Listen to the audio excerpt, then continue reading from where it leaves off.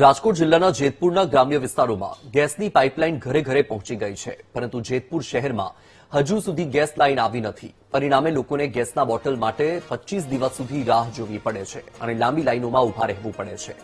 જેતપુર ઔદ્યોગિક શહેર હોવા છતાં ગેસની પાઇપલાઇન ન આવવાથી વેપારીઓ અને ઉદ્યોગપતિઓને પણ મુશ્કેલીનો સામનો કરવો પડી રહ્યો છે. નગરપાલિકા પાસે ગેસ લાઇન માટે મંજૂરી મેળવવામાં આવી છે, છતાં કામ શરૂ થતું નથી. ગુજરાત ગેસ કંપનીને ગેસ સપ્લાય સ્ટેશન માટે 6 બાય 6 ફૂટની જગ્યા જોઈએ છે, પરંતુ યોગ્ય જગ્યા ન મળવાથી કામમાં વિલંબ થઈ રહ્યો છે. નગરપાલિકાના ચીફ ઓફિસરે જણાવ્યું કે વર્ષ 2025માં નગરપાલિકા પાસે પરવાનગી માટે અરજી આવી હતી, ત્યારબાદ ગુજરાત ગેસ દ્વારા કોઈ નોંધપાત્ર કાર્યવાહી કરવામાં આવી નથી.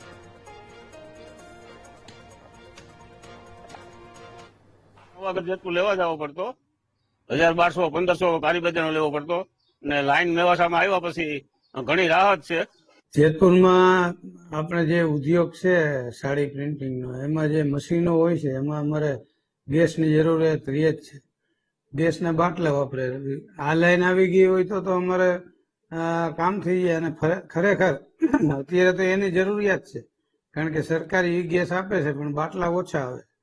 એટલે જો અત્યારે આ મુસીબતની અંદર જેની પાસે દાખલા તરીકે રબારિકા રોડ અને ત્યાં કનેક્શન આપેલા છે, તો જેની પાસે કનેક્શન છે એના યુનિટ ચાલુ છે. કે જેતપુર શહેરની અંદર ઘરેલું ગેસ તાત્કાલિક આપે લાઈન, જેથી કરીને હાલમાં જે ગેસની કટોકટી છે એમાંથી હળવા થઈએ.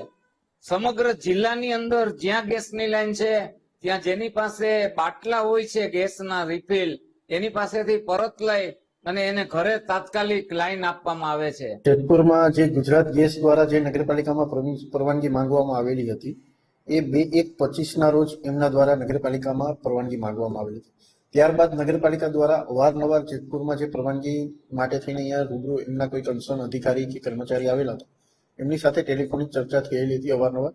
તો એમના દ્વારા એવું કહેવામાં આવેલું હતું કે એને 6 બાય 6ની જગ્યા જોઈએ છે, એ જગ્યાની શોધમાં છે.